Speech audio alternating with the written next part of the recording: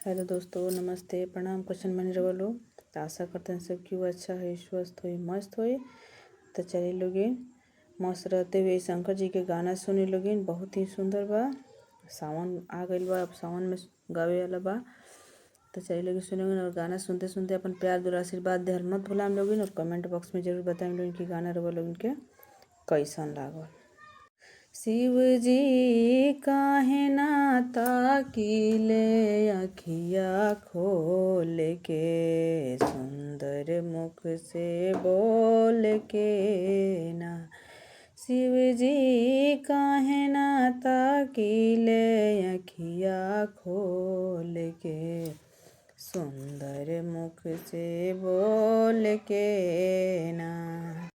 हम तो गंगा जी में जाएब जलवा भरी के ले आएब। हम तो गंगा जी में जाएब जलवा भरी के ले आएब। अपना भोला के चढ़ाएब हरि बम बोल के, सुंदर मुख से बोल के ना।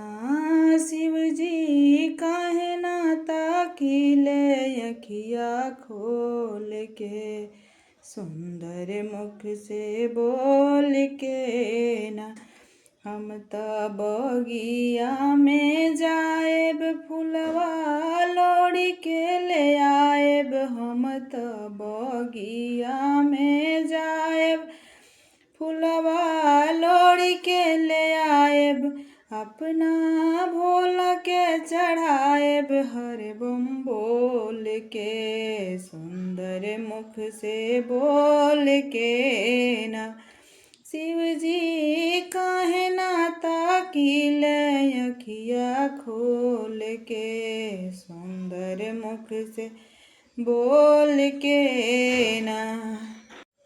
हम तो बगिया में जाएब भंगिया तोड़ के ले आएब। हम तो बगिया में जाएब धतुरा तोड़ के ले आएब।